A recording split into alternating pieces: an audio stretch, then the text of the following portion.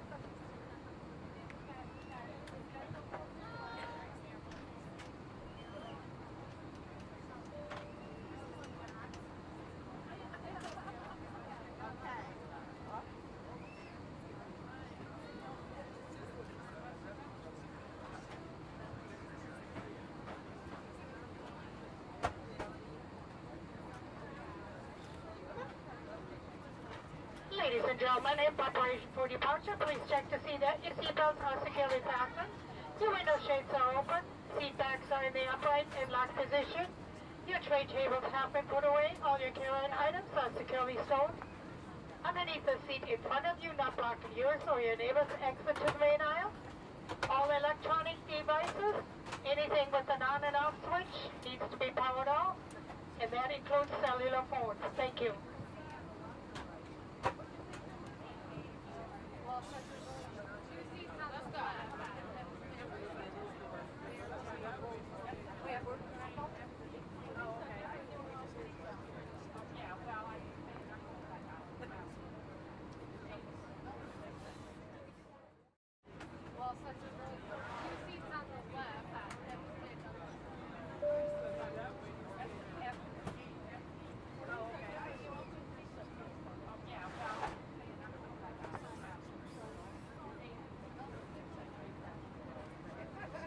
Good evening, ladies and gentlemen. Welcome aboard. Once you have located your seat, we ask you that you please step out of the aisle so the passengers behind you can pass you. This will expedite our boarding process. Your large carry-on items need to go in the overhead compartments. Your smaller ones underneath the seat in front of you, keeping all exits and aisles clear. If you need assistance, please contact the flight attendant.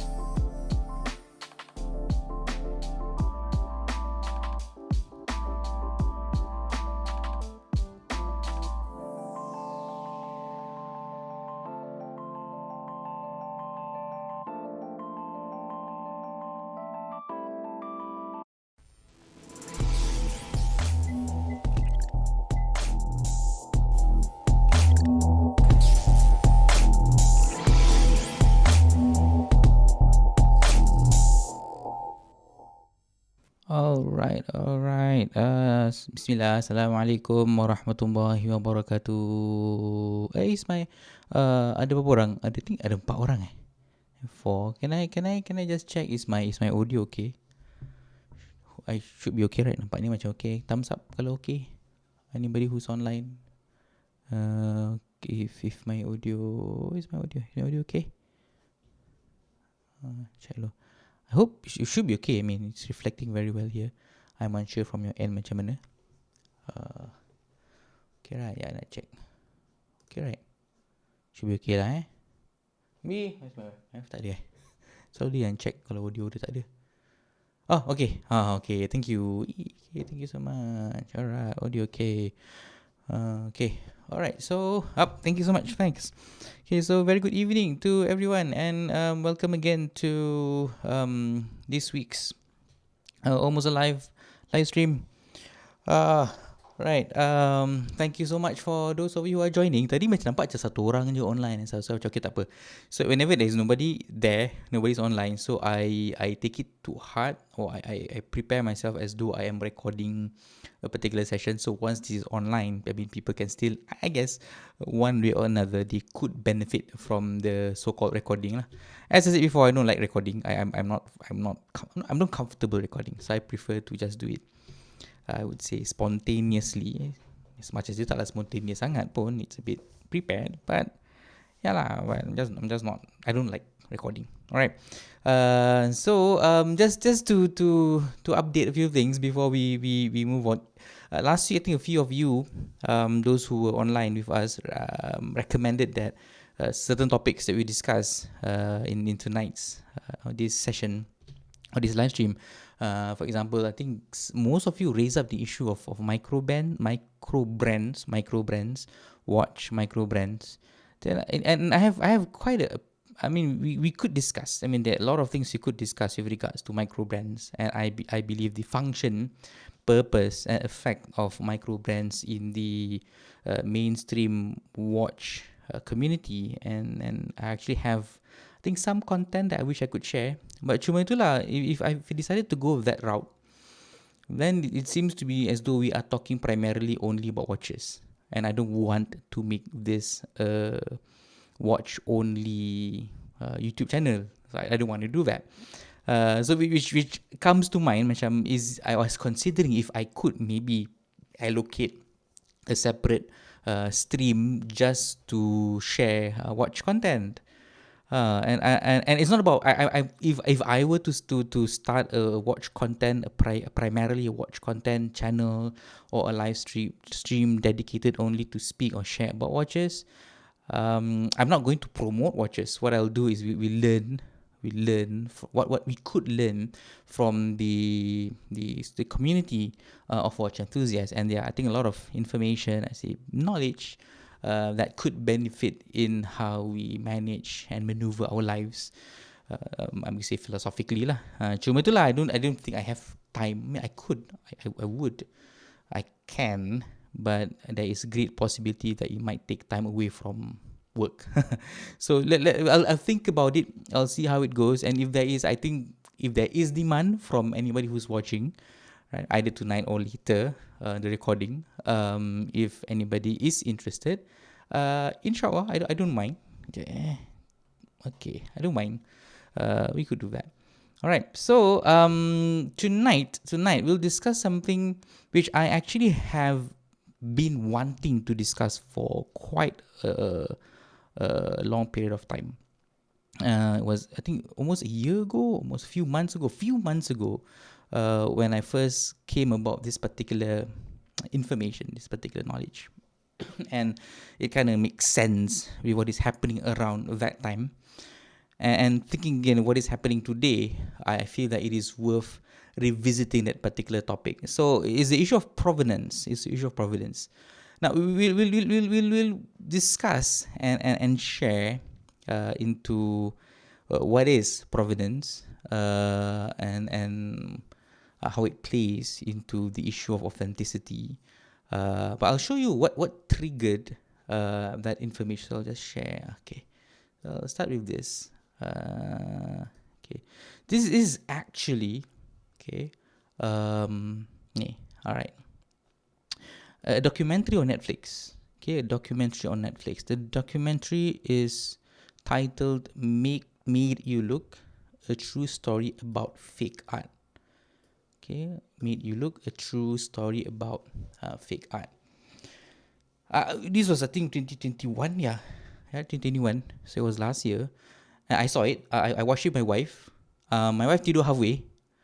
I don't think she's.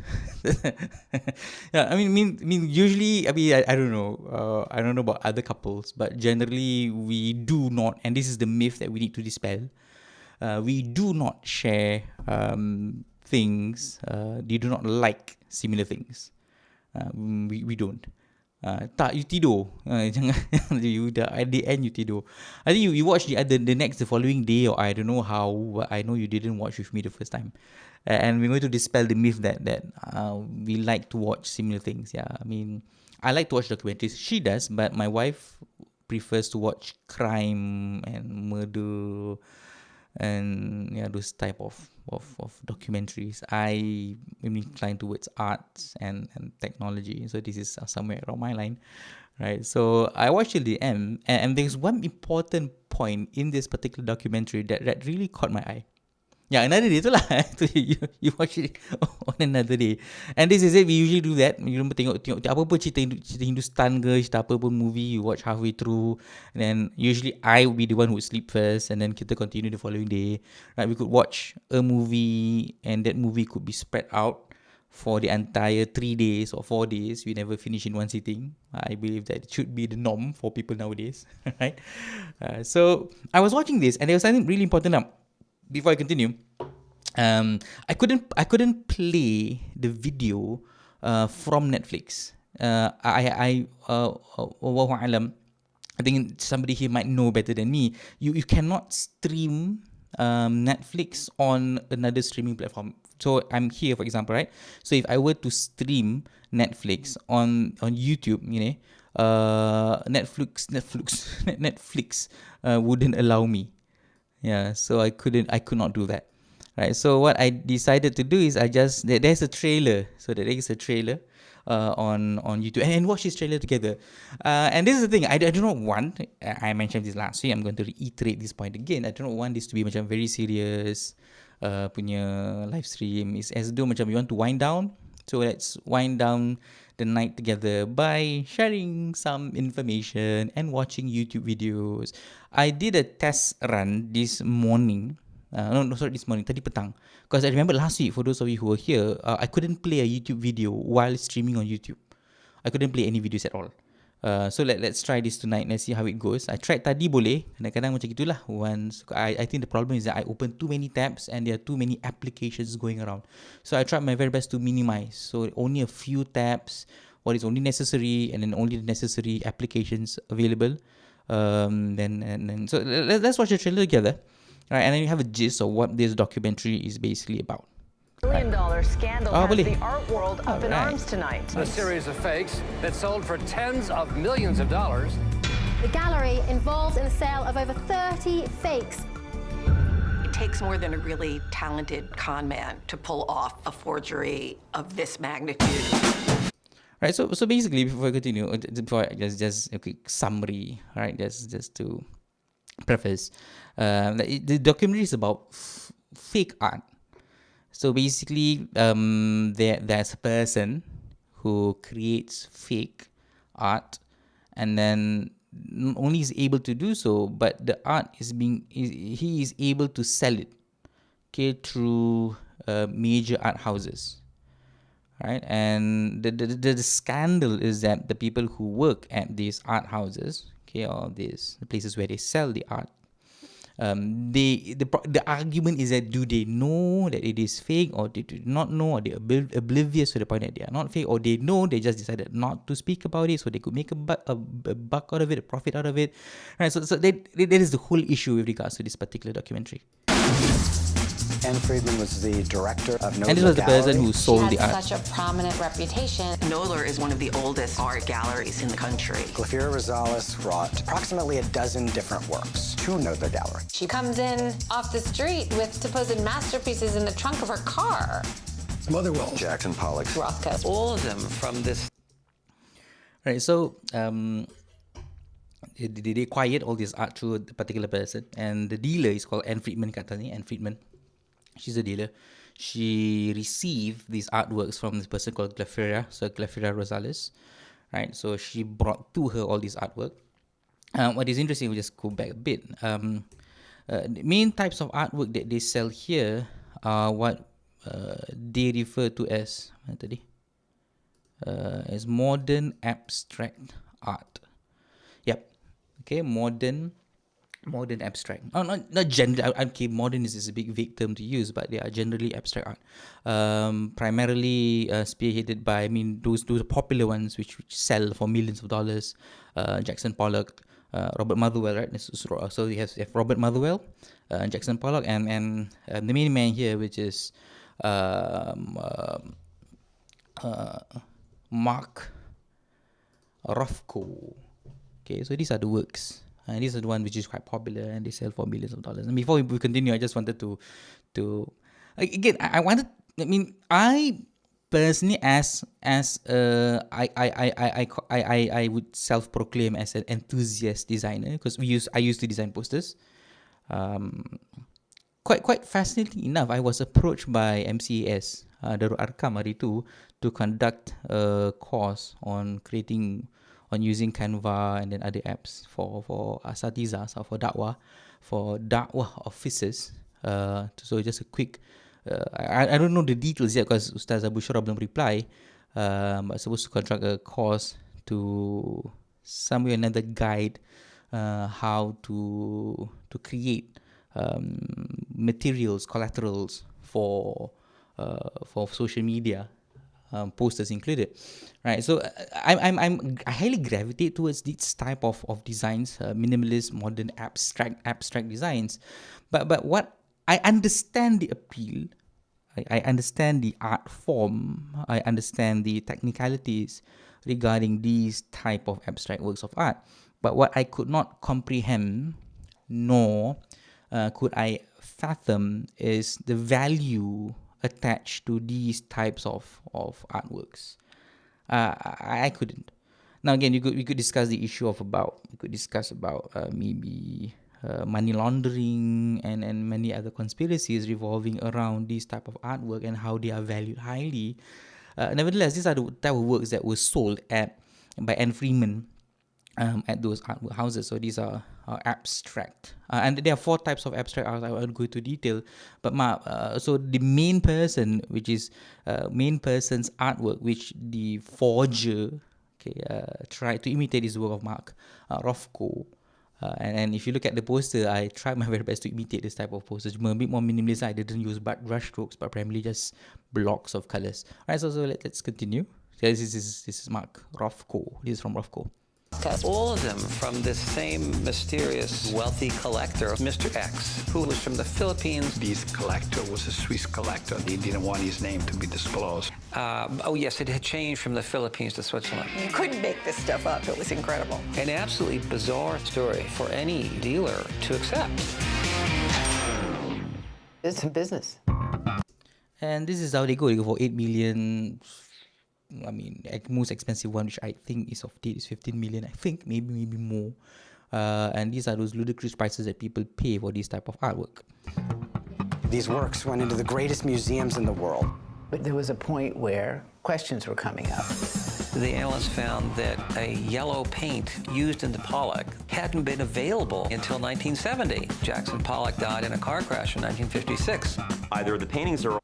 I like this type of investigative journalism, and we'll talk about this later, but the manner of how they investigated the materials or equipment used in creating the particular artwork. In this particular instance, is the type of paint which was available for a particular time frame, and then they juxtapose it with the existence of the painter, and they do not tally. And this is the same system used in the authentication of certain hadith. We'll discuss that later on. My point, I'm going to reach there. That was my point. But I'll use this as a baseline, as a framework of understanding the epistemology, the systems on how we authenticate how we ensure that a certain information in this particular issue, we are talking about artwork, okay, or things, tangible things, how they are, the veracity, the authenticity, and how authentic the particular thing is. So I really enjoy this type of investigative journalism, looking into evidences and seeing how they are authentic by looking at history, by looking at artifacts, by looking at evidences, similar to how again the Muslim scholarship and how they look into certain evidences and how they prove that it is from the Prophet Sallallahu Alaihi Wasallam or not. Right? So that's the point I'm going with.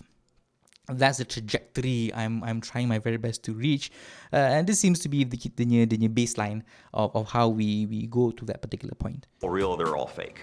We all know how that story turned out. Paintings looked really, really good. They fooled a lot of people. The real is on the right. It's not easy. The one on the right is real. What surprised you about this case? It surprised me that the paintings were being made in Queens by a math professor. These fakes were painted by an unknown Chinese artist in the garage of his home. I mean, it was just shocking. Now, this is one of the important points of the video. So the fakes were created, painted by a man who lives in Queens. I think somewhere in Queens, should be New York, if I'm not wrong. Right, Queens, and he is a Chinese mathematician, a retired math professor. There is one comment. I'll read the comment before we progress, because I find the comment fascinating here. The first comment, right, and this gives an insight into how people perceive value, information, and items. And these are things that we're going to discuss as we progress. So the comment goes, he says, this is particular comment. I don't know if I could make it bigger. That's the biggest I could get. Okay. It says here, he says it is, or he or she, it is fascinating that the collectors and professionals loved the paintings until they found out it was done by a different person. I'm not sure how you perceive and how you consume this information. I can't. But this is fascinating in of itself. The way how we value things, right? They love the paintings. They are willing to pay millions of dollars for that particular painting until they found out it was done by someone else. It means from what I understand is that art is replicable. The value is not attached. Okay, the amount they pay is not attached to what you perceive or what you see. Is mainly attached to the person, the artist that is making the art. This is similar macam today, again, I'm going to delve into this particular point. It is macam, if we consume Islamic information content, we tend to look more at who is saying rather than what the person is saying. Two people might say the same things. Two people might convey the same information, the same advice, the same edict, right? The same information, right? But how we value the information, how we consume the information, and how we disseminate information, how the information becomes valuable to us, how it changes how we view things, how it changes our lives, and how it is beneficial to us, is not depending on the content itself, because the content is the same, but more so who the person is delivering.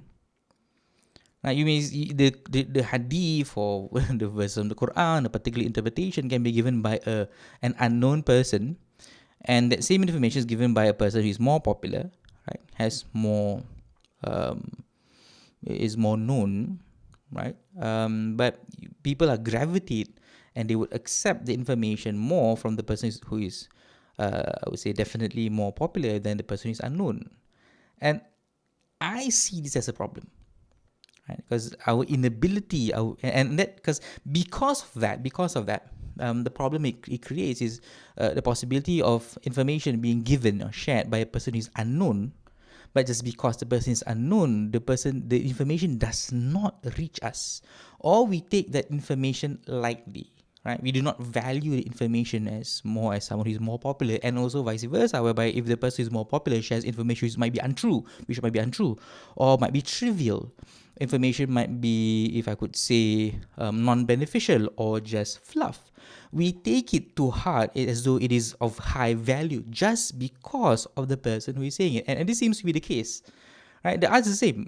Even as if you've seen before in the particular video, people could not discern the difference between a fake and a true, so and true works of art. So it's more of a person rather than the content itself or artwork itself.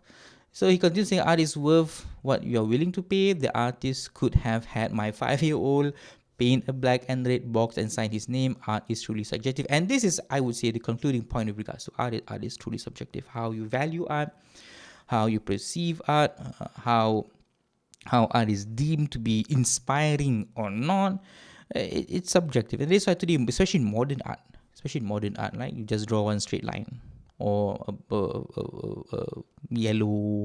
a yellow painting, or a white blank painting. It might worth millions to other people, but if you look at it, apa sih benda ni, I don't understand, right? So this is the thing. I understand the aspects of it, but I could not comprehend how people could put value in it. I mean, in of itself, you could talk about value as a different topic altogether, but nevertheless, okay, let's finish this video.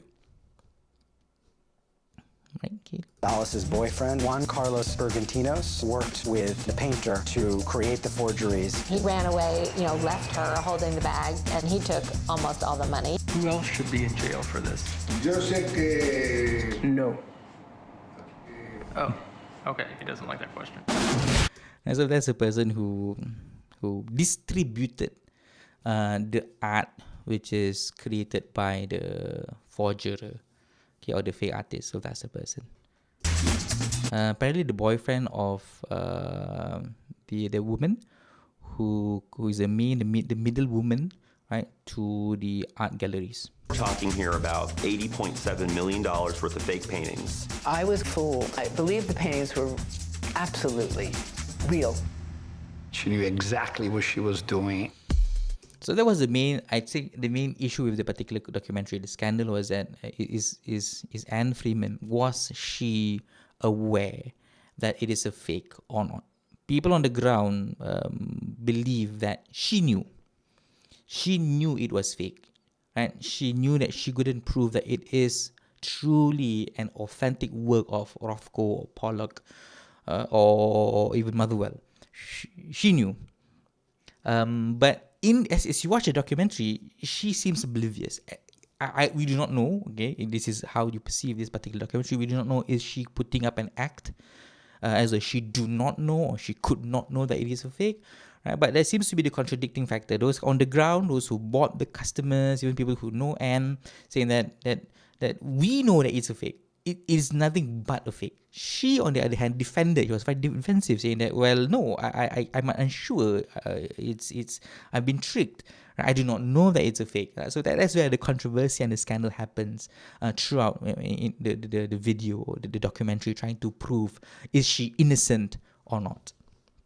I didn't know that this would drastically affect these people's lives. Who was involved? And she was sued, by the way. What's the whole story? How could you devise such a scheme? That was, as it turned out, just the beginning of the story. All right. So you watch the video. It's on Netflix. It's still available on Netflix. I just searched it on Netflix. I highly recommend. And that's what I do. I watch stuff online and I recommend. It's a good in a window and a view, inside view, or a window view into how the intricacies of art and how art is being dealt and sold and how they are valued, and then the issues regarding fakes, the underworld, the criminal side of art and so on and so forth, right? So now I wanted to show a particular clip within the video. Okay, so that's not my point. My point is there is a particular point within the video where they speak about a particular concept, a particular method that is used specifically to is to devise a method to ensure if a particular work of art is fake or authentic. And that system or the concept or the procedure is called provenance. Right, so there is a particular part in it, because I couldn't show you the video because Netflix wouldn't let me stream it on YouTube. But okay, here's the story. Okay, the story is that, so when I watched this video was last year, I wanted to share, I wanted to make a video. Right, I did not know what platform should I use or how should I convey the information and so on and so forth. So I decided to shelve the particular topic. I put it in my notes. It's still there, and I think this is the day where I finally get to share it. But my interest in sharing this particular topic of provenance, it was piqued. Okay, it was piqued again after watching this particular video. I highly recommend watching John Oliver, the last week tonight. I highly enjoy his videos. Again, I find this interesting. If you notice nowadays, politicians, even certain levels of academia, they are making a mockery and clown of themselves, whereby the real clowns, the comedians, are sharing prominent information, beneficial and eye-opening information. For example, Hassan Minhaj, you have John Oliver, and many others, right? So we are consuming information, and then we deem this information as valuable and beneficial, okay, of high factual prominence from so-called stand-up comedians and late-night hosts, as compared to politicians, even asatizas, right? Even academicians. We see politicians nowadays as clowns, whereby we take information from these type of people. Nevertheless, I highly recommend watching this video. My only issue is, I have to apologize in advance that the language can be a bit foul. He swears a lot. So I apologize on that. But if you have time, please do watch this particular video regarding museums and how museums steal art from different countries and how they manage to keep them in their museums. And again, one part of his video, again, this to half an hour video, in this video he speaks about even to the point whereby certain museums, again, do not check the background of the art that they've acquired from these particular lands. So certain arts or artifacts that they've acquired from other lands, they were actually not only were they stolen, but the manner how it reaches the museums were considered to be a bit shady, right? So they do not go through the normal procedure. It's done through, I would say, illegal means, right? Now, he brings up again the issue of provenance, and he explains provenance, and so we'll look at how John Oliver explains provenance. You may well be thinking, well, obviously we shouldn't have taken those objects in the past, but now we know better. But you should know this practice is still very much going on. Which brings us to the second big part of our story, the modern antiquities market, because items are still being bought, sold and donated all the time between private individuals, museums, dealers and auction houses. And when it comes to those items, the key word to understand is provenance. Okay, so I'll borrow from John Oliver. Provenance. Right, so I'll explain what provenance is. Basically, the full history of an object and the path it took to end up here, because not every piece is like those famous Benin bronzes where it is clear from our history books who took them. For most items, research into provenance is absolutely critical. It's not just how you know whether an item is real or fake, but also whether or not it got to you legally. Right, so basically provenance again, right, is the manner or the history of how a particular item, okay, from its beginning, from its existence, from its inception, how it reaches a particular, in this particular case, museum. Right, so every movement of that item, that antiquity, is being recorded. to ensure that there is no tamperment. They don't tamper with it. There is no change of hands illegally. It's still authentic, right? So here, not only do they record the movement, the travel of that particular object, but also it is also recorded if it is being transferred legally or illegally, right? The auction house Sotheby's even has a whole video on its website bragging about how much it loves researching provenance, even though it seems to view it as less an ethical imperative and more as a pretty sweet marketing perk. So, provenance. That's my favorite part. Provenance is the history of ownership for a work. Since it was brought to life. Yeah, so I prefer the word history of ownership.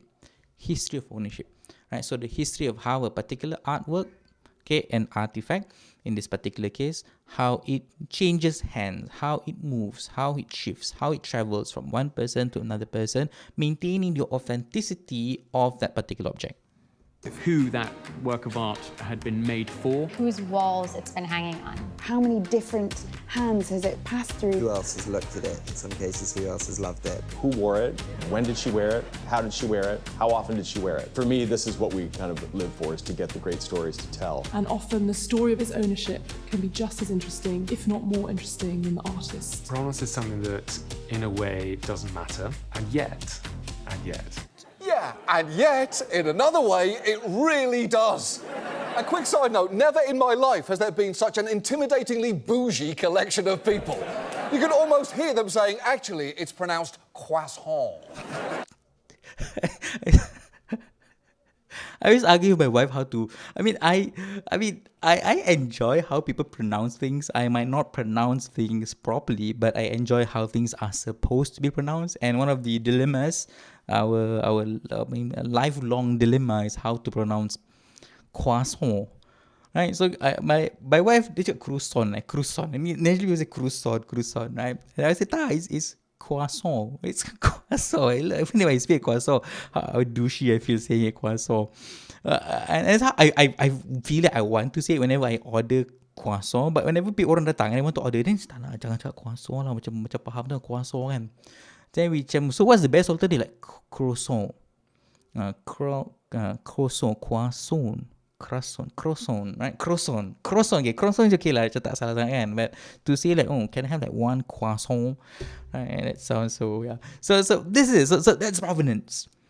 And I think you can watch the whole I don't know if this is like a documentary or this is a mockumentary or satire, how do you call it, with regards to John Oliver, but it's highly, so he discusses it. They themselves, as much as they claim to be champions of provenance, how they champion it, they themselves do not abide by the rules of provenance. There's certain issues whereby they don't even care where it comes from, right? As much as it has been done, or change of hands has been done illegally through the black market. That is. So he's going to show research that did happen, that they bought items from the black market and then it's being presented in the museums, right? So you could discuss about that. Now, my point about provenance. So whenever I heard about provenance, it stuck in my head something really important, that people do pay much attention. There is much research and there is much importance being given into how authentic a particular issue is. So, and this is in the work of art. So, I begin to search for other methods of authenticity that's been used in other fields, right?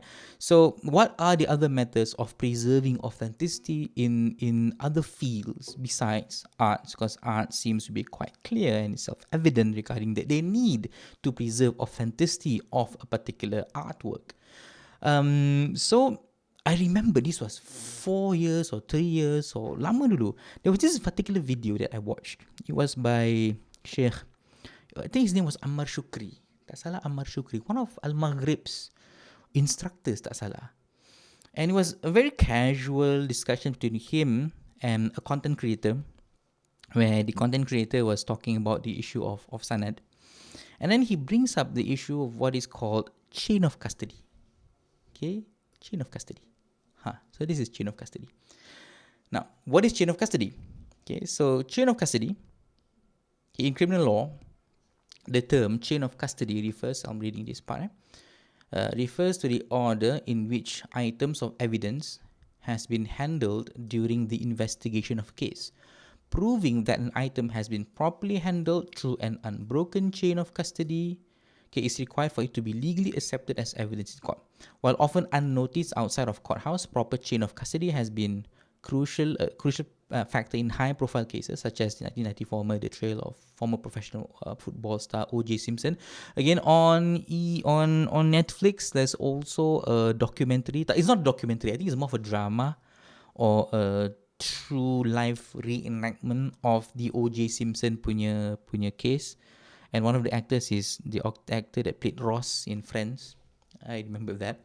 Again, another, I would say, a fascinating, eye-opening drama. You could also, I forgot the name of the show.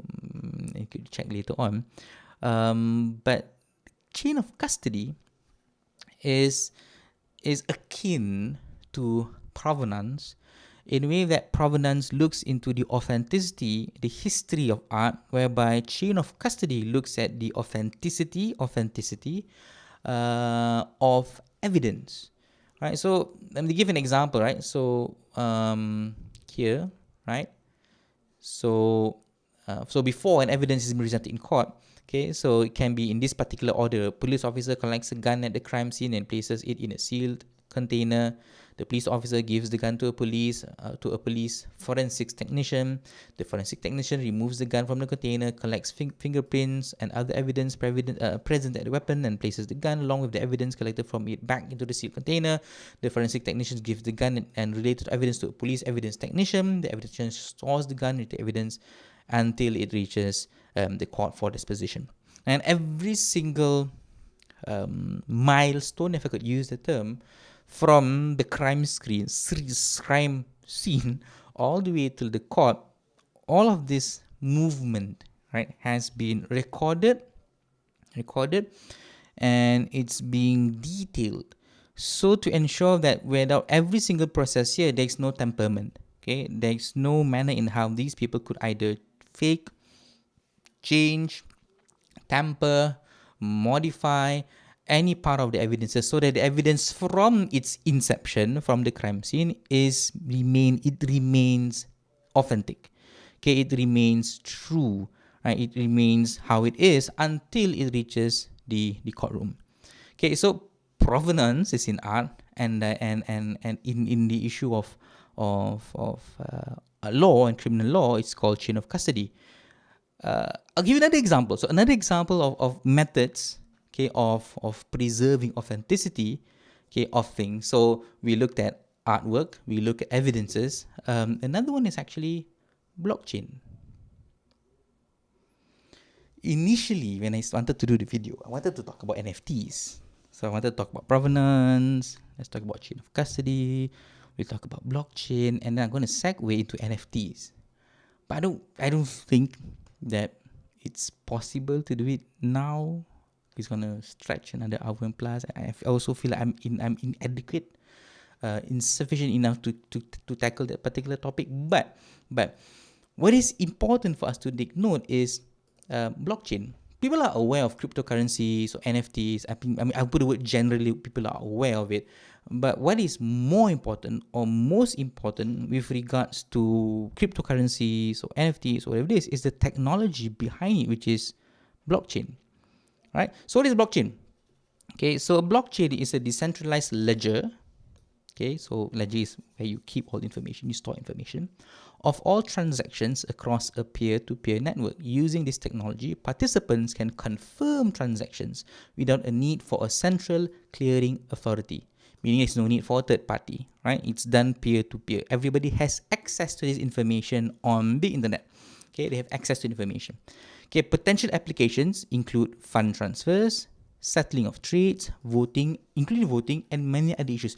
Many other issues, for example, including if you want a sale of, for example, property, right? For example, proving or identity, Right, so what it does is basically it stores information, it stores data, and once that data is transferred, okay, that ledger is transferred from one person to another person, it's stored in that blockchain.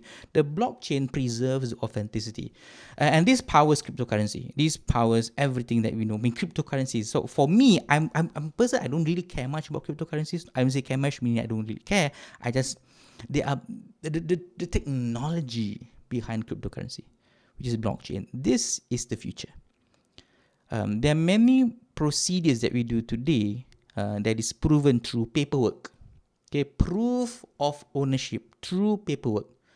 Properties, homes, cars, insurance, fund transfers, trades, even votes. Right? Even votes. I highlighted the word vote here because if it is being included in a particular blockchain, it could not be tampered with. It's there. It's stored. You have access to see it, but you cannot change it. Okay, so this is basically how a blockchain works. Okay, someone requests a transaction. The requested transaction is broadcast to a peer-to-peer network, consists of computers known as nodes. Nodes is basically just like lines or chains, right? The network of nodes validates the transactions and the user status using known algorithms. So it validates. That's the point. It's validation, verification, and authentication. So a verified transaction can involve cryptocurrency. So it's one of it. People always say blockchain and cryptocurrency because that is what is used prominently. But as is mentioned here, it can be used for other things, contracts, records, and other information. Okay, that's why I'm excited about the technology. How people are going to use it in the future, besides and aside from cryptocurrency. So once verified, the transaction is combined with other transactions to create a new block, hence the word blockchain. Okay, it's one information, block. The new block is then added to the existing blockchain in a way that is permanent and unalterable. Permanent and alterable, the transaction is complete. And then if you go, so this block that's already done, and there is another transaction. So people use information. So say you buy one cryptocurrency, then another person, that particular currency is being bought by another person. Right? The next person who buys that, the data is being included in another blockchain. So it's going to have another. So it's a chain, okay, blocks of information, and then it's being moved from one transaction to another transaction through a chain, hence the word blockchain. And every block of information is permanent, unalterable, and authenticated. Nothing could be tampered with it. That is the basic technology of blockchain. So you see, with regards to data and information, one of the manners how we could authenticate, verify the authenticity of an information, the method is called blockchain. Okay, so we have basically three methods: provenance. Okay, we have chain of custody, and now we have blockchain. The last two, I'll enunciate this: chain of custody, blockchain. And if you're familiar with the word chain, you might have a general idea where I'm going with this information. So we have a way of verifying the history of an authentication of artwork and artifacts. We have a method of authentication of evidences, criminal law, chain of custody. We have a manner in which information and data is verified, okay, and permanent, unalterable, which is a blockchain. Then there is another chain which preserves and authenticates, okay, narrations. And that is what we refer to as the Sanad system. Right, so this is Sanad. I mean, again, I'm not going to go into Sanad because if I go into Sanad and then because this is a public video, and kalau orang-orang yang okay, I'm not supposed to speak or share about religious information. Okay, so I'll just leave it as that. Right, this is the Sanad system, and I think those who are exposed to Sanad, we know what the Sanad does. What is the function of a Sanad? The function of an isnad. We talk about jarh wa ta'dil. We talk about ilmu ruwat. Right, we talk about tashih and tad'if. Right? We talk about and many things. ARB study. So I don't want to talk about that. But what I'm trying to prove here is that there's an established system of information within the Islamic epistemology. And this has been ongoing for the past 1,300 years. Right? And this, I believe, is how Islam and generally Islamic knowledge has been valued. We value the information based upon how authentic it is, to the point that we create a system, an epistemology, okay, a manner in how we authenticate, okay, the evidences that we have. And that is through the sanad system. So we are being exposed to four things, right? We have provenance, chain of custody, blockchain, and also sanad, a chain. Right? So what I'm trying to say here is that throughout history, even to modern day history, there has been an obsession with authentication. All of these systems that we mentioned, they were placed to ensure the veracity, the authenticity, okay, the inability to create falsehood, okay, in every aspect of our lives, from artifacts to criminal law, to data and information, all the way to religious evidences. There are systems in place. And what I like to share with regards to Sana is, this is a religious system in how we value and place authenticity in religious evidences, right? So, as Muslims, we should be aware of this, right? Generally, I believe that those who are watching here are Muslims lah. I'm just assuming, cannot assume people in religion, is it? Right? So it's important. Now, my next point, why the need? Why this obsession with authenticity? Why do we need authenticity? Why do we need things that we have? Data, things, artifacts, right? How do we need to know that they are? What does it bring? What benefit does it bring to us? So the next point, right, what we'll do is we're going to read a book. All right. I've mentioned this book numerous times. So this is the book, Unique. Show you the book dulu. Right, by Phil Cook. Phil Cook is a Hollywood producer with a PhD in theology, in Christian theology. Okay, and his book Unique. This literally is a Bible. This is a Bible for churches, ministries, and how they go about with their branding and marketing. How do they market? How do they brand? How they manage and maneuver through social media? They use this book as a Bible. It means, which is I find is really interesting, that Christians, to a point, that how they manage their da'wah, how they preach.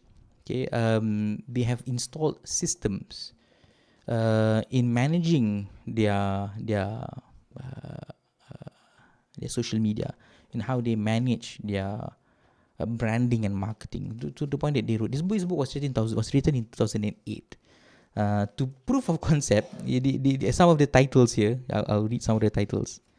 And I kid you not. Okay, here was, for example, this one was Jesus a brand manager. Okay, then was Jesus a brand manager. Right. So this is how the author, right, writes, and the manner of his writing style is to assist ministries and churches and how they navigate with branding, marketing, and social media. As much as it is a Christian-centric book, looking from an outsider, from an Islamic perspective, there are many lessons that we could learn, which I believe Muslims should be more aware of. Which I think as of yet, I'm just making a blanket statement. I hope I'm wrong.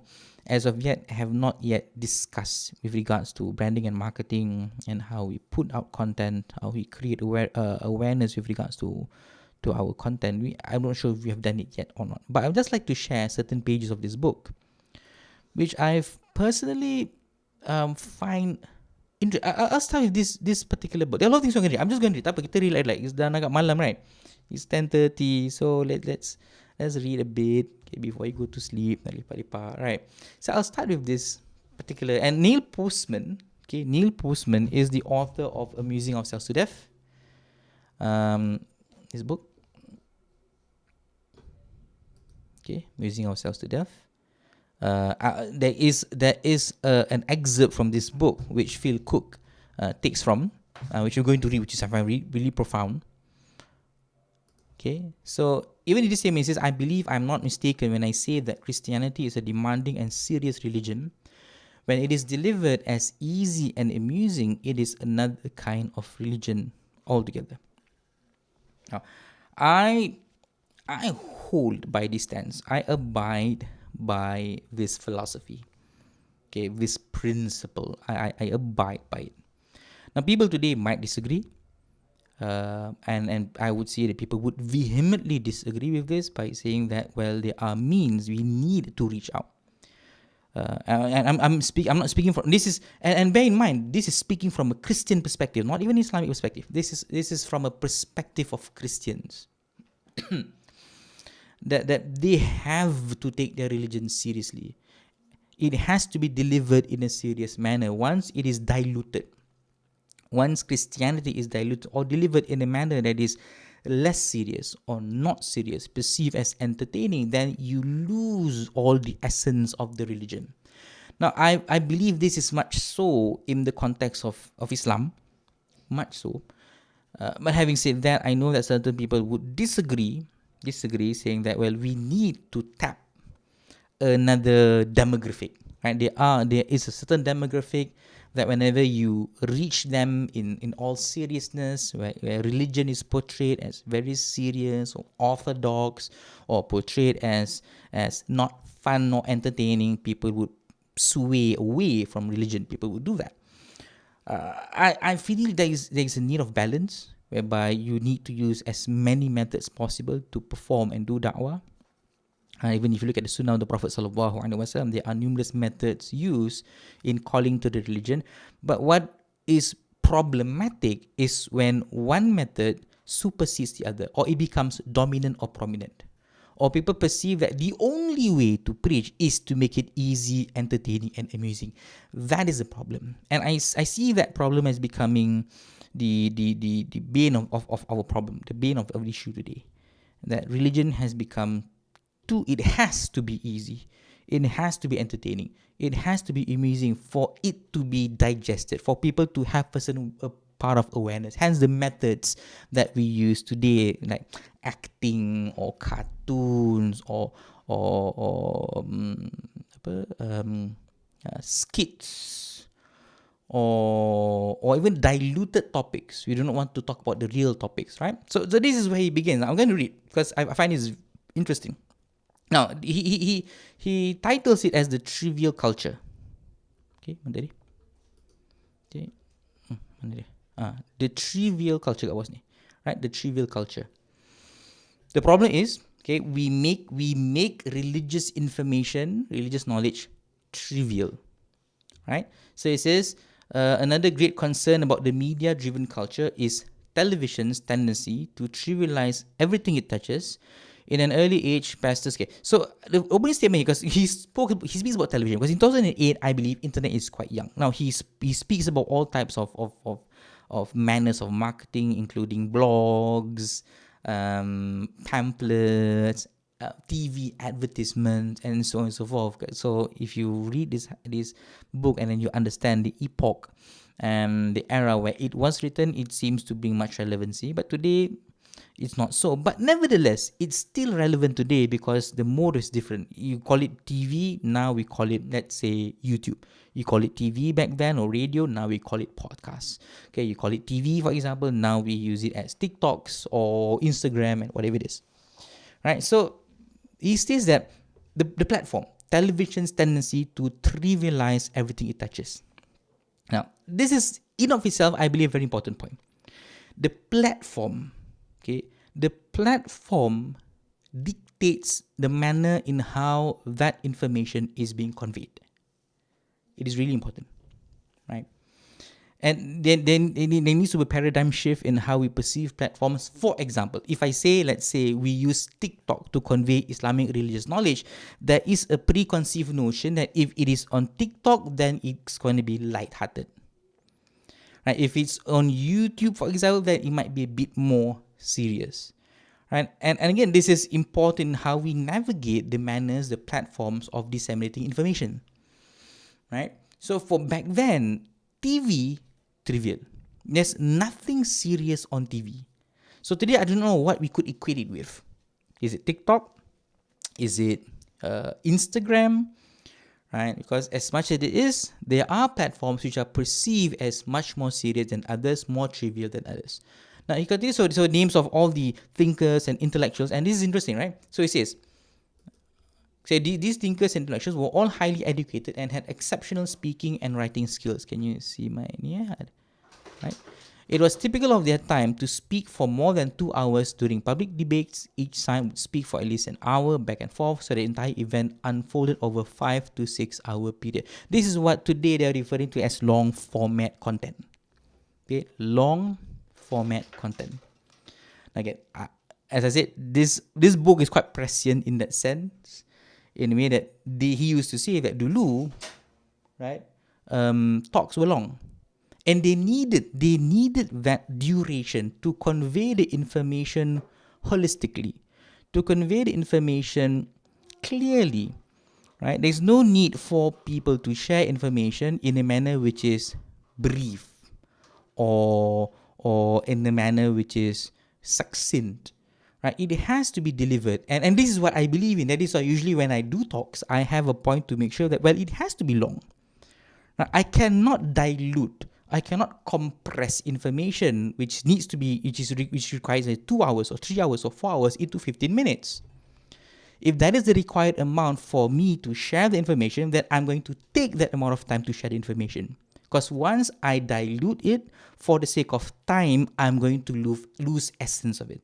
I'm going to lose the important points of it. I'm going to lose the value of the information just because I want to adhere to a particular timeline. So that is how he begins, right? So he says, I grew up in the South attending evangelical and so forth and so forth. Now he says, compare the time frame, I'm reading here, to the length of programming for typical television preachers today. Now let's substitute the word television here with TikTok. Or let's say Instagram Reels. Okay? So let's substitute the word television with today's social media punya method.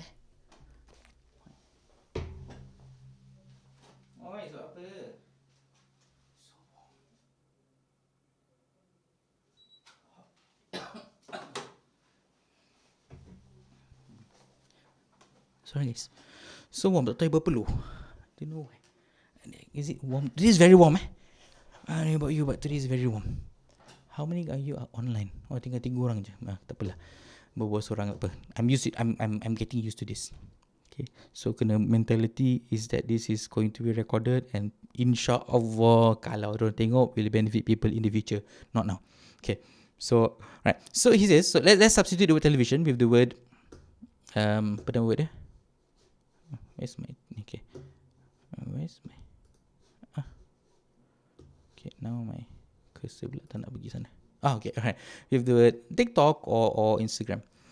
Right, it says, with most programs running 30 minutes, by the time we edit the opening, closing, a couple of special video segments, or produce offers and perhaps an interview, the preaching segments get little more than 12 to 16 minutes on most programs. And 12 to 16 pun banyak.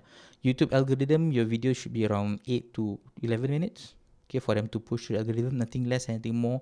YouTube's not going to push the content. That time constraint has also trickled down to many Sunday services as well. Okay, so this cakut baju Jumaat lah. Okay, I visited a church just a few weeks ago in which the pastor preaches no more than 12 to 15 minutes on a Sunday. He feels that in a highly distracted culture, 15 minutes is about all he can demand from his audience. And that is exactly what we are going through today. This is a very good point that I'm talking. I mean, it's difficult. I'm not taking this as a lecture. This is not a lecture, but this is a manner in how we perceive how much attention, the attention span that we can on a particular piece of information is being reduced. Right, our attention span is getting shorter and shorter and shorter, and is being dictated by the social media applications that we consume. Right, I've seen a young boy, was it like 4 years, 5 years, pakai phone, and on YouTube, I think he was on YouTube, I guess. Was it on YouTube? And was going through the YouTube, I think YouTube called it Shorts. YouTube Shorts. Kan? IG called it Reels. And the that YouTube short video, how short it is pun, belum habis, dia dah scroll to the next point. TikTok was sama. I don't know, tak tahu lah. But yeah, so you scroll. The point 3 years old, right? Yeah, we know the person. And he's a young boy. And as though that young kid has been, is a form of grooming, for lack of a better word, that we are trained and programmed that once we see information, we must move on to the next. And that is how today's information, the social media, how it is catered to, that is to disseminate information. That we have if you make YouTube Reels or any videos on Instagram, whatever it is, they call it the hook. The first 3 seconds is very important. The first 3 seconds. If you could get a person's attention in the first 3 seconds, there is a possibility the person would stay till the end of the content. The first 3 seconds is important. Why? Because our attention span is limited. And that creates a problem. So not only do we want information quick, we could not hold our attention because we are being programmed, right, to have shorter attention span. And this is what I fear for the future. Right, that there is a possibility that the younger generation, because they're inability, because they are trained with Instagram and TikTok and whatever it is, to the point that when they go to school and we are given long format information that needs to be consumed in a language format, okay, for them to properly digest information, they are unable to do so. And this is proven throughout the books that we're going to share. Okay, so just bear with me for a while. We are going to go through this because I think this is important, and I'm going to link this up with what we're going to mention nanti. Right? And this is a book about Christianity though. And we know how Christianity is today, right? With regards to seriousness and compared to Islam. But if Christians are facing this problem more so, we are looking from an Islamic perspective. So this is the statement. Sadly, it's not about raising the congregation to a high level. It's about bringing the ministry down to others. This to theirs. And this is what, speaking from a person who works at the academy for almost 10 years now, this is what we face on a daily basis. Because at the academy, speaking of academy, for us, we believe that there are certain topics that needs to be conveyed. There are certain serious, academic, vital, imperative, necessary information that everybody needs to learn. The problem is that people are not interested to learn this. There are certain stigmas attached to certain information. Or you belajar ni, for example, you become like this. Or this is too high level. I despise that dichotomy of high level information or low level information for the scholars, information for the lay person. I disagree with that. But my point is, there are a lot of factors whereby people seem to shun away from certain information, knowledge, Islamic knowledge, which is a bit more intellectual or academic. That's the dilemma that we have for the past 10 years, and we are still facing the problem, is that we want this information, people need this information, but this information has been shunned away for people simply because it's too serious. So what people do is, well, since people are not interested in those information, we have to bring down to their level. So the information that needs to be disseminated is being buried down. The information that we feel is necessary, in the end, it's not being conveyed because people are not ready for it. And this is what they face, right? We have to bring down that information to people's level. Now, I mean, you could argue, well, there is a statement from Ali bin Abi Talib, hadithu nasa ala qadri uqulihim, like speak to people based upon their level of understanding. That's a different, we could discuss that in detail. But the point that we're going to convey here is that people now consume information differently. Good or bad, or alam, I see it as negative, but in a way, because of manner how people consume information and knowledge, information has been diluted, right? Much of what we call worship has become show business. And again, if this is written by a Muslim person, I would believe it wholeheartedly. But again, when a Christian writes about this, it becomes much more serious. Right, much of what we call worship has become show business. Similarly with Islamic content. It's all about the show. Okay, it's about how you make people happy, laugh, or cry how people feel, not more of the seriousness or the veracity, authenticity of the information. Itu nanti. Sahih ke tak sahih? Did the Prophet say this or not? Is this the correct interpretation or not? That's secondary. It's not important. What is important is how I make you feel. Right? How you feel with the content. Right? So as pastors feel the need to entertain congregations in order to justify their time as a media producer and so on and so forth, right? Okay. Okay, so this is his point. Okay, this is the point. He says, so one pastor dresses like Elvis Presley, I assume, every Sunday to draw more interest. Many churches mix movie clips with sermons, rock and roll with worship, and sports metaphors with their services, all of which I support. Which then there has to be some creativity. But here's the question: creativity is important, but what expense? Right? Okay, at what expense? Now, okay. So this point, television has trivialized news, educational programs, and politics, and now it has done the same to religion. You can substitute with television with Instagram, TikTok, even YouTube. Right now, I'd like to grab your attention to this point.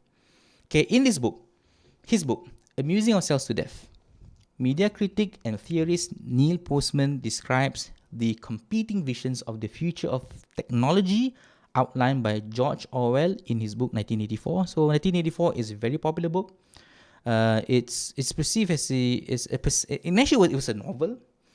It was meant to be fiction, to depict a dystopia, and you know the concept of a Big Brother. Everything is from 1984, right? 1984 by George Orwell. Another book by Aldous Huxley, Brave New World. Not many people know about this particular book. It was written before. Sorry, I forgot the word. Is it 1985? Was it after George Orwell? Now, so you have 3 books here actually. Okay, you have Neil Postman in the book Amusing Ourselves to Death. So this was written in the foreword. Okay, in the preface. Okay, his preface, he juxtaposes, okay, the concepts being shared by George Orwell in 1984 and Aldous Huxley in Brave New World. So this is the book, Amusing Ourselves to Death. Right? This book is sold in Wardah. Believe it or not, Wardah sells this book. Right? And I spoke to the owner of Wardah. We spoke a lot about this book when last time I met him. Was lama juga lah. We spoke this particular book, and we were talking about this conundrum. We were talking about religion and the issue of da'wah is becoming more trivial. Right? Let's use the word trivial. So he's going to share an excerpt. This part and right. He's going to share the excerpt. Sorry. Okay. This excerpt. This portion, and this portion is taken from the preface or the foreword from. Okay, so show you. So this is the excerpt. And this excerpt is taken verbatim, okay, from the foreword, okay, of Neil Postman's Amusing Ourselves to Death. Okay, and this particular paragraph, I believe everybody should read. It is not even going to the book yet. It's not discussing the book in detail. It's just the preface, the foreword written by Neil Postman, with regards to Orwell's 1985, okay, and Huxley's Beyond the Worlds, right? So he says, and in this, every single sentence here should be given weight. He says, what Orwell in 1984 feared were those who would ban books. What Huxley feared was that there would be no reason to ban a book, but there would be no one who wanted to read one. Okay, so he compares 2 dystopian future. One, George Orwell views that in the near future people would not. So how are we going to destroy information? How would people become mindless robots? Right? How would people become soulless? Right? In the near future, how are we going to be under the oppression of the Big Brother? I'm not going to go into political, it's going to be too political. But he says that in the near future, how are we going to be destroyed? Okay, the authorities would ban books. That was Orwell's prescient look into the future, this dystopian future, whereby Huxley views that nobody would ban, but nobody would want to read one. Books are available. Books are highly available. It's online, digital, in front of you, kedai buku, everywhere. But nobody is interested to read. Orwell, next, feared those who would deprive us from information. Huxley feared those who would give us so much that you would be reduced by passivity and egoism. So Orwell views that information would not reach us. Okay, there will be bans, right? There will be sanctions on information. But Huxley views otherwise. He views that there's so much information to the point that we are not active, we become passive. And information is just for a self-purpose. There's nothing transformative with or through information. It's just a way where I show myself better than everyone else. And it is basically true today, right? Right? Again, Orwell, okay, there's some truth in Orwell, and there's more truth in Huxley. Another good book that talks about this particular issue is this. I think this is William Poundstone. Head in the Cloud. This book speaks about the concept that it's easy to Google information. Information is everywhere, but we are inactive. Nobody wants to search. Nobody wants to learn. And he addresses the psychology behind it, right? So, why are there people, and if you looked at videos online, again, the ironies I'm going to like share on TikTok, for example, right? You see people interviewing people saying that how many continents are there in the world, right? Is Europe a country? Those type of general questions, and you see these people giving really baffling answers that you say, how could these people not know this information, right? And this is what it says, because information is available, but not many people are willing to go out actively and search information. Information is only for personal purposes. It's for ulterior motives. If that information does not benefit me, I'm not going to search for it. I'm not going to learn it. Right? Macam tu dia lah. I only want to learn on how that information could bring me money. Everything else does not matter. Right? I want to learn about how to run a business, for example, or do this, or trade, or whatever it is, right? Make money. That's all. Everything else doesn't matter, because as long as I'm rich, I'm perceived as successful. Orwell feared the truth would be concealed from us. Aku buka tapi sorry. I baca tapi tak. Sorry, I'm supposed to show. Where was I? Right, so I was reading this part, right? So Orwell feared those who would deprive us from information. Huxley feared those who would give us so much that we would be reduced to passivity and egoism. Okay, I'm reading this particular paragraph. Orwell feared the truth would be concealed from us. Huxley feared that we would be drowned in a sea of irrelevance. Conceal, simpan information? No, but there's so much irrelevant information. Information that does not benefit us. What do we know about this particular artist, dia kahwin dengan siapa? This particular artist, dia pregnant apa? This particular artist, dia pakai baju apa ke? That is irrelevant.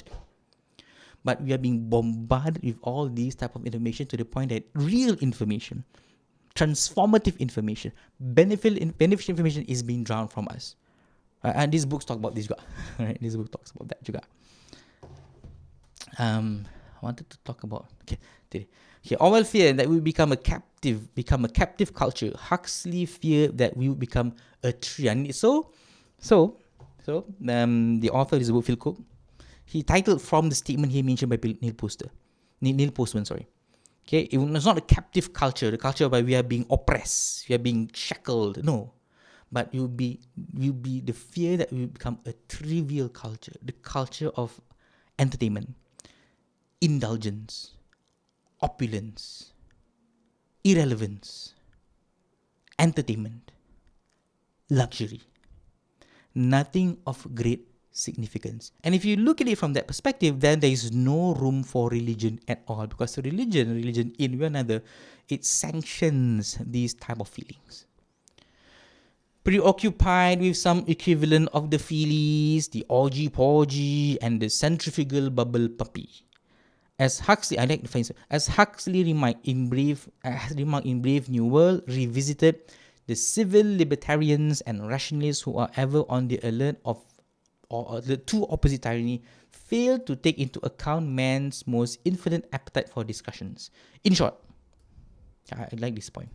I like this point. In short, Orwell feared that what we hate will ruin us. Huxley feared that what we love will ruin us. That's a profound statement. Right? And again, I tak nak change into macam ni kelas agama kan, but please do research. There are many verses regarding the innate love for the world is one of the reasons why we are destroyed. The destruction of humanity lies in a manner where we put preference, okay, over worldly issues, okay, over issues which are much more prevalent than that. Just speaking about akhirah. Right? He says there's no question Huxley was a prophetic voice. I agree. So you can compare which is more relevant or which is more prescient, Orwell or Huxley. Nevertheless, right, I believe that this particular paragraph you could read either to get this, read from this book.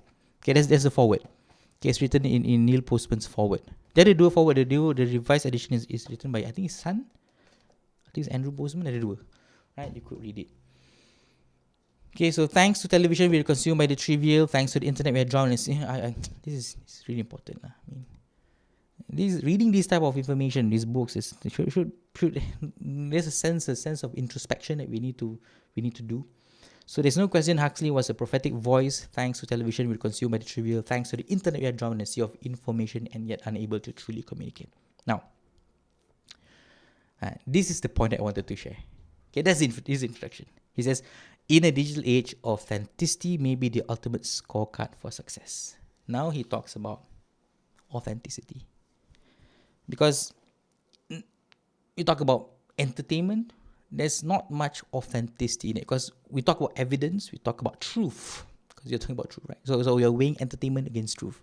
Why does truth carry a certain level of value? Simply because, well, it has to be authentic.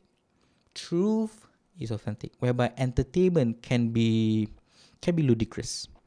Entertainment there's exaggerations, right? There are a lot of things which might not be necessarily true because our hearts and our bodies desire that type of entertainment, that type of luxury. Hence, authenticity might not necessarily be necessary in that particular case, whereby when you want the truth has to be with authenticity. Now, he says, but it's not the definition of authenticity we're talking about here. In the past, authenticity has to do with proof. And in the past, we talk about traditionalism, especially in in the Islamic discourse. There is nothing more clear than this. There's nothing more powerful than this. That authenticity has to do with proof. That is why whenever you study Islamic knowledge, Islamic religious knowledge, everything has to be with dalil, evidence, proof. That is a defining factor, the hallmark of Islamic education. Right? The education is rooted within pure divine knowledge. And that divine knowledge is proof. How do you prove it? To the methods. Now you look at the Quran and the Hadith and so on. And what we mentioned earlier, that's my point. This is what I'm going with. Right? But there seems to be a problem with Christianity juga in this particular issue, whereby they are also having a trouble. They are also like bergelut, right? They are having a problem with the issue of authenticity. So example, the famous painting was authentic because it could be proven, okay, beyond a shadow of a doubt that it was real. A prized autograph, authentic because the documentation. And so this is it, right? Okay, famous painting. How do you prove that it's authentic? Provenance. A prized autograph. There are documents you could use. This yang tadi saya cakap. Right? So authenticity used to be, this is what I said today. Okay, good. Authenticity used to be about truth. Today, it's about preference. You prefer someone, cakap tadi kan, you prefer someone, you like something, then that thing becomes the truth. Authenticity does not play any role anymore.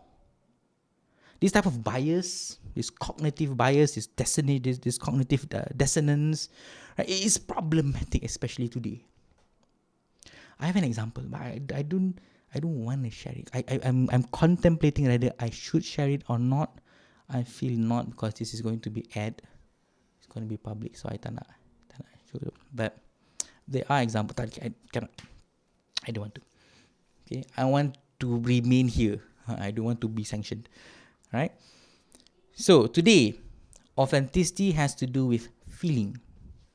When someone likes you or your ministry, they feel like you are authentic. It has nothing to do with qualitative decision.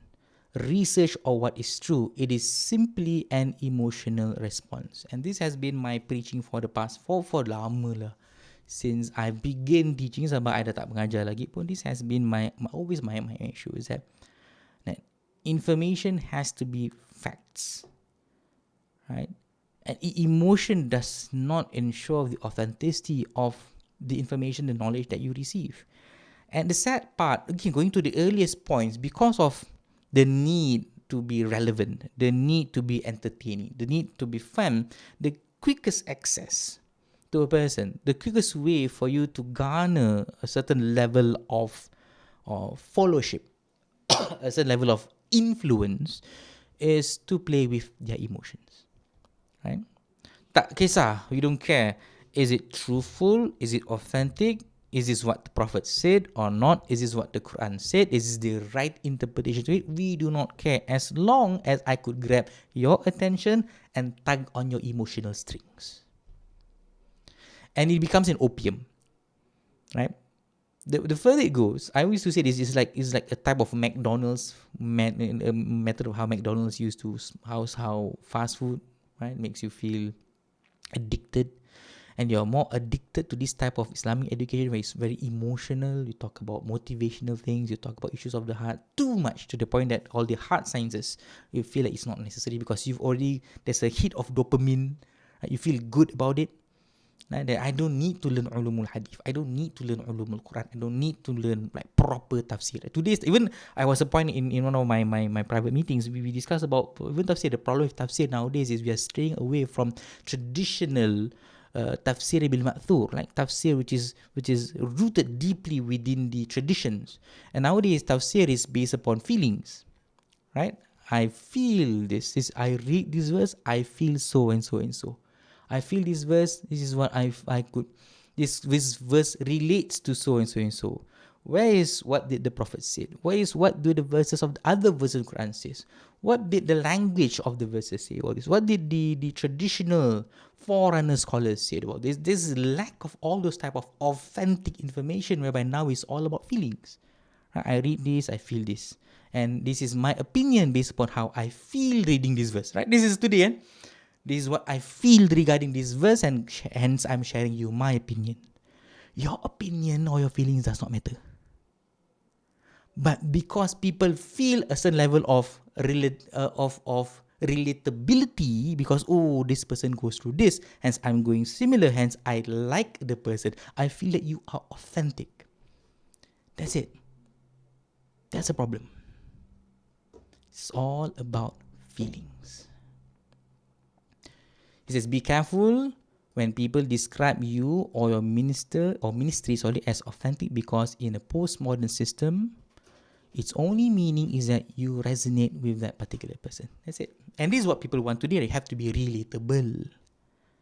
Tak kisah whatever that you portray, whatever that you share, is it based upon true evidences? Is it authentic or not? That doesn't matter. Right?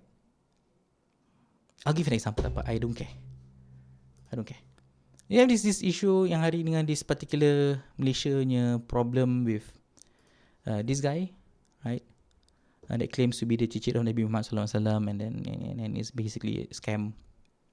And this is proof that people do not care about researching. People do not care about truth or authenticity just because he looks a certain way, he claims a certain way. You have feelings, your feelings attached to the person. Then you begin to macam this problem. People say that dia kopekkan dia punya hudang lah, whatever it is. And there was one video. I don't know why it came out to my Instagram, and they were praising him because he was following the sunnah of the Prophet sallallahu alaihi wasallam. In one video, he said he chews 44 times. Okay, so he follows the sunnah and he chews 44 times. Do you know that there is no hadith regarding 44 times? This is from Mufti. I go and cari kat Mufti. But I just wanted as proof. Imam Nawawi, when asked similar question, did the Prophet chew 40 times? Imam Nawawi says there's no hadith that says this. So however his purpose is something good and is appropriate to polite way eating, fine. Okay, but do not say but or he's weak or his stomach is full but he stops eating, but hungry or other situation. That's it. But if there is hadith, no. So how could you say it's sunnah if there's no hadith? Right? That's a problem. there are systems placed. This is what we are exposed to. There are systems placed so that we ensure authenticity, especially in finding the truth. It is blasphemous. It is a disservice to our previous scholars. Oh my God, it is a disservice to the previous scholars. Because ada orang check. It's a disservice to the previous scholars that if we neglect all the systems that it is placed and put to ensure that truth and authenticity is preserved. Okay dah. Okay, it may be your clothing. So breaking the spell and this thing lah. So I just want to end with this because I think tadi I don't know if Diana is online or not, but she was sharing about her initiatives, and this is really important because how do we break the spell of trivialization? How do we ensure that the knowledge, information that we share, right, is not trivial? We ensure that it's authentic. I'll use the word for now, right? It's beneficial. He says, number one, find innovative Christian communicators. Okay, find innovative Christian communicators. Maksudnya, find in the context personalities, people, scholars, which are able to convey information in a manner which is creative and innovative. Because kadang-kadang orang-orang ni tak nampak. These people, you do not see where they are. So it is the responsibility of I would say on a ground level to identify. Right, this person specializes in so and so and so. This person is so and so. A good example, one of the best examples today is I believe Dr. Walid, brother of Ustaz Nuzul. Right, he falls under this category of both. Say, how do you remove trivialize or trivial the issue of the issue of trivialization? One is find innovative communicators.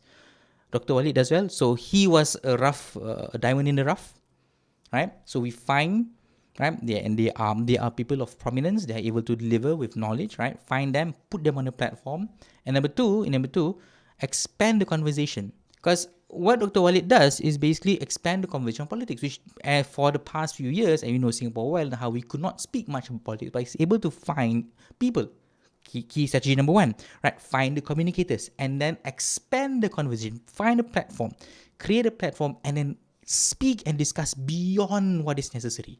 Not, okay, there's a bad term, beyond what is necessary. Speak beyond or speak more than what, speak in depth. Speak which people do not want to speak, or people feel that it's difficult to speak, or people find it is a taboo to speak. Speak and open up the conversation so people are more aware. That's how we do it. We need to find the proper people, and then we need to expand the topics. Do not just, and there's a problem we face today that people tend to, tak boleh cakap benda tu, right? Because why? People won't understand. No, people can do it. It has been done. There are things that people, once you speak more about it, give a proper platform, people are willing to listen about it, go. Right? So, I don't know how it reaches this point. At the base. I takut point. Right? I don't know how it reaches this point, but what I wanted to say is that it's important to understand systems of authentication. It has been there. It's around us. Right? And why do we need these systems? Because we need to ensure truth. That is the value of truth, is being able to authenticate it. Right? And as time passes by, we need to hold on to truth and authenticity, because as time passes by, people and information becomes more obscure and fake. We talk about fake news, we talk about macam-macam, right? A lot of things we talk about. Is this true? Is it not true? Is this person reliable or not reliable? So we need to hold on to these systems, value these systems, learn these systems, and apply them in our daily lives. And with that, kita dah habis. What time is it? Boleh lah continue, but tak nak lah.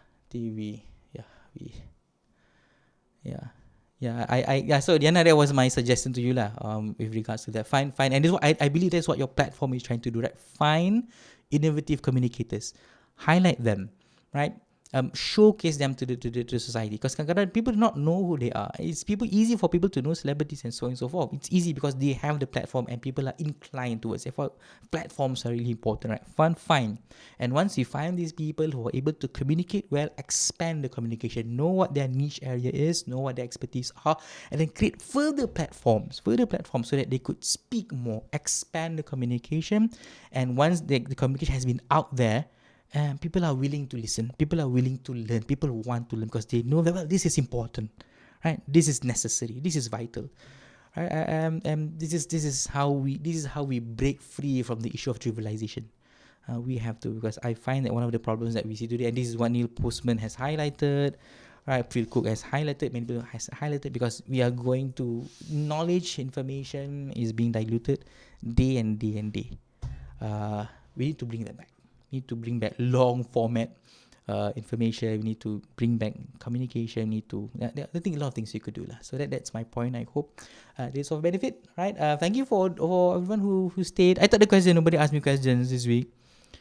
Yeah, nobody asked me any questions, so there's nothing to answer. So I thank those who stayed with me. Or maybe keluar masuk pun tak apalah.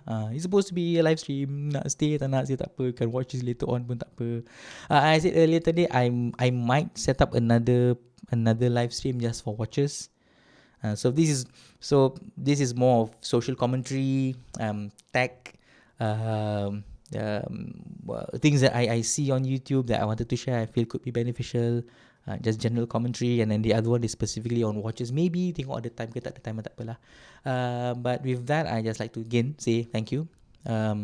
Ken. Initially I thought it was 1 hour. Tak tahu macam mana boleh terlebih. I don't know. I think I digressed too much. So I should stay on track. Yeah, should stay on track. Okay, so thank you so much again for joining. And if anybody's watching this later, I apologize if I've said things which may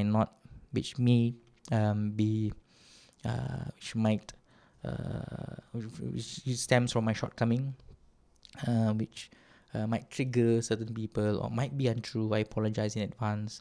And at times when I get a bit too passionate regarding this type of issues, I tend to make fraudulent slips or speak beyond what is necessary. So I apologize. So thank you again. InsyaAllah, we hope to see next week. Boleh? I have a few things you can talk about. Ada banyak lagi boleh talk. A lot of things. I made a list. Always, when something happens, I just wrote it down. I tengok something. One request next episode cakap pasal bola. Boleh?